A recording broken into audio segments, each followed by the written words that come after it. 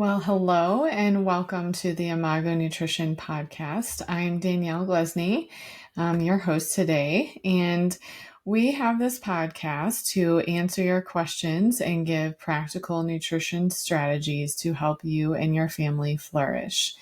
So, what we're going to talk about today, my goal for this podcast is to motivate and encourage you.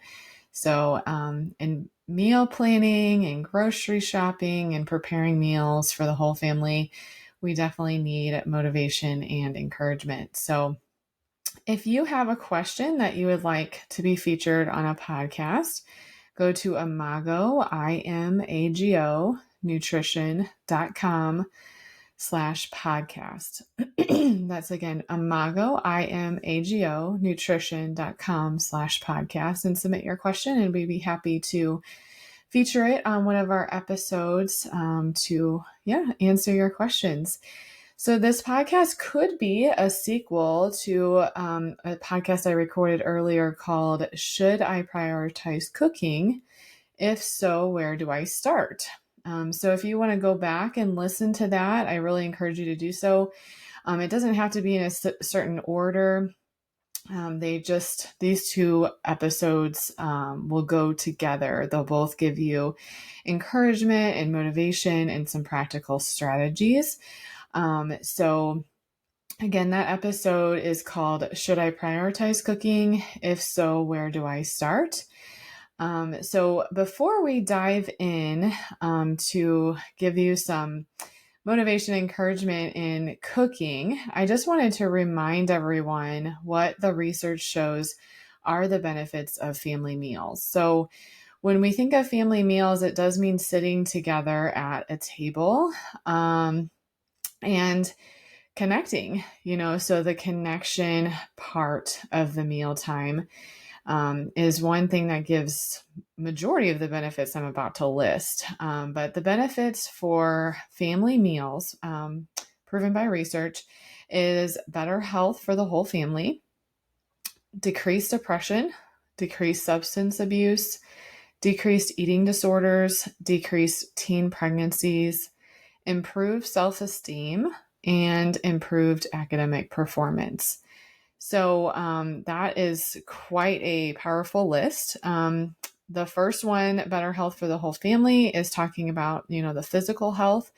And then the other parts are talking about the emotional health or the benefit mentally to connecting as a family around the table.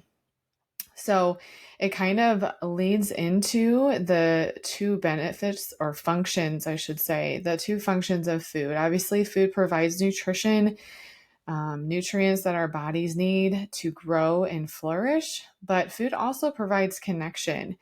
So our culture still does a great job of that, connecting around meals or celebrations. And we talked a little bit about this in our podcast, God's Design for Food. But the connection at family meals, as you saw, have a lot of proven emotional health advantages. So preparing food for the family is a way of communicating that you care and love those you are serving. And it is a way of passing your family's history and traditions. I still remember the meals that my mom prepared. And cooking and eating as a family is a shared experience and activity. So we don't have to go out anywhere. We can do an activity together that has profound impact on our physical and mental health. So I'm sure many of you already knew all of that. So we're going to take a peek into a different lens today. And just the more perspectives we have, the more we can learn. So if we think about the flip side, I'm not trying to be dramatic here, but the flip side of cooking meals is relying on processed foods. I know it's not one or the other. Ideally, I always preach to meet in the middle. So I'm not trying to be dramatic, but we're going to talk about processed foods today. So the average American diet consists of 70% processed food. So if you were to lay out on the kitchen counter everything that you ate yesterday, just everything you could possibly think of that you ate yesterday, how much of it came from a box or a package. And yes, we'll go into that because there are lots of foods that come from a box or a package. Does that mean they're all processed? So let's talk about that for a minute too. But we eat some. Sorry, I talked about. I don't like to talk about processed foods a lot because we all have to eat some of them sometimes. And I also don't like to create worry and unrealistic expectations. So let's briefly look at processed food for a minute and then circle back to some realistic goals and tips in feeding your family. Okay, so start with the basics here. So food manufacturers' goal is what? To sell food. So in order to sell food, that food needs to taste good and stay good so it doesn't spoil too quickly for the most amount of profit. So food manufacturers may start with a cheap raw ingredient such as corn or wheat. And then alone, those raw ingredients, corn or wheat, have nutrients, right? But to prevent mold or other pests, they sometimes strip the nutrients of those ingredients. That raw ingredient they started with, sometimes they strip the nutrients so that it can become more shelf stable. So that's sometimes the first step in maximizing shelf life. And then for it to taste good, they add fat, sugar, and salt because these nutrients give flavor. Sometimes they add nutrients back in so that marketing strategies can prove there is a nutritional benefit to the food that they are selling. So that's kind of just a very scratch the surface, brief look into food manufacturing. There is absolutely a spectrum when it comes to processed foods and unprocessed foods. There's no black and white here. There's definitely a spectrum from minimally or unprocessed foods to highly processed foods. And one way to determine where your food falls is the number of ingredients listed. So foods with a package that has one or even, I'm going to say a few, not a specific number, but just a few ingredients are minimally or unprocessed foods. And then packages with lines and lines of ingredients are those that are highly processed. So one thing that we've talked about before is the front of packages are very deceiving. So they lead you to believe that someone did the exact work you would have done at home, but now you can just buy this product and your work is already done for you. So that is what the front of the labels do. And I'll tell you the truth. This happened to me last night. This brand of fruit popsicles that I bought, I thought the list had different fruits listed and juices that were going to make up that fruit popsicle, because if I was to make a fruit popsicle, I would have more than one fruit. Then I got a little closer look and there were some sugar substitutes added. So why in the world did they have to add a sugar substitute? Fruit is already sweet. So I was very frustrated. And so, that's just one small example.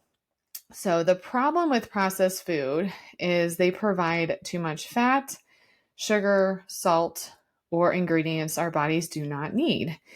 So the sugar, fat, salt leave our taste buds wanting more. Those are highly addicting or appetizing. And so we just want more and more and more.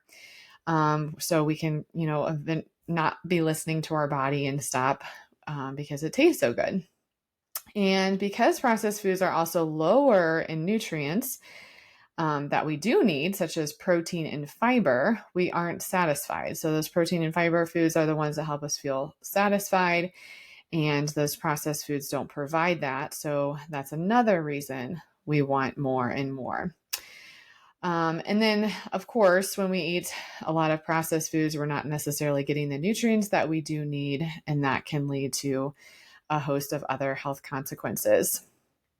So here is the goal for our podcast today, and for you just to think about. And again, I'm not trying to be dramatic here.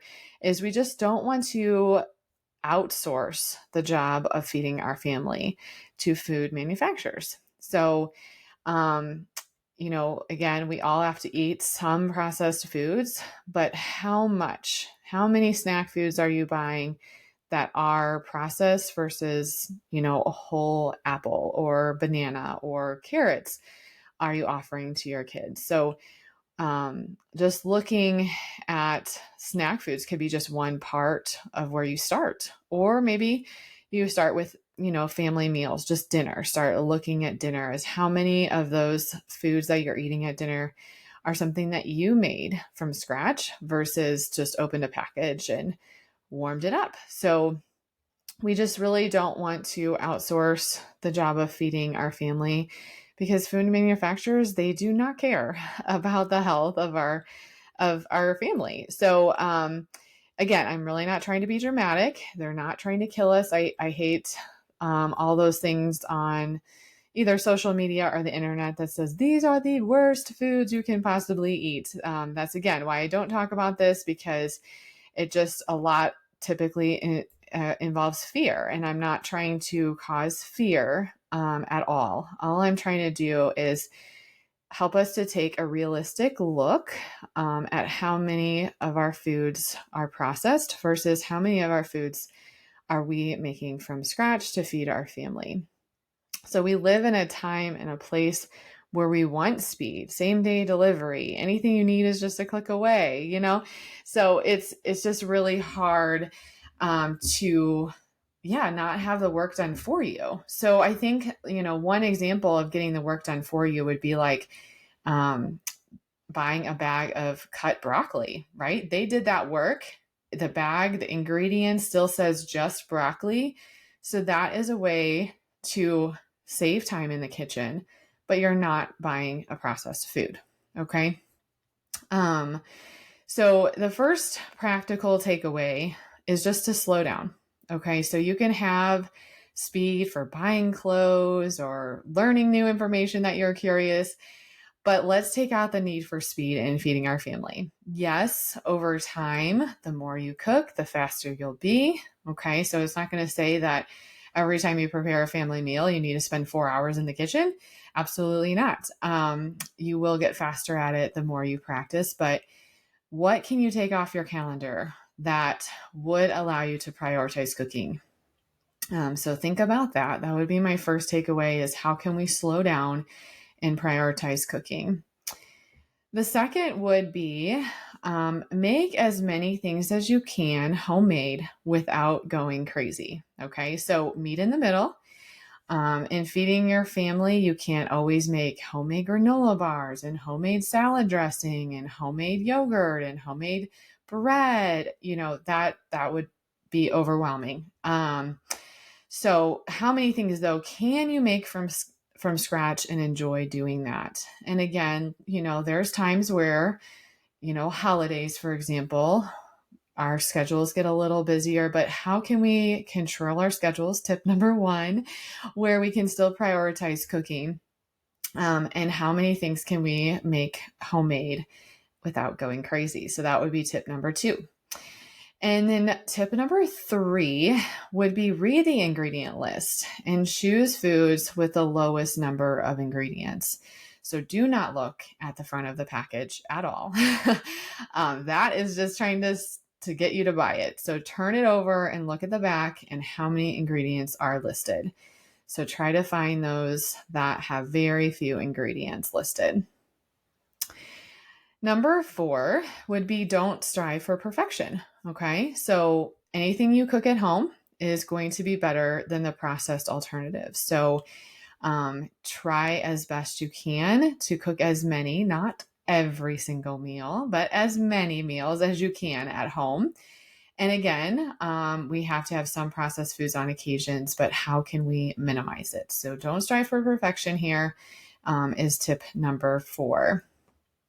And the last one I have for you is just to figure out your pantry staples to make cooking easier. So for example, mine are olive oil, garlic, and onions. So I add these three ingredients to almost everything for flavor and to minimize planning. So when I use those three ingredients, I didn't have to pull out a recipe.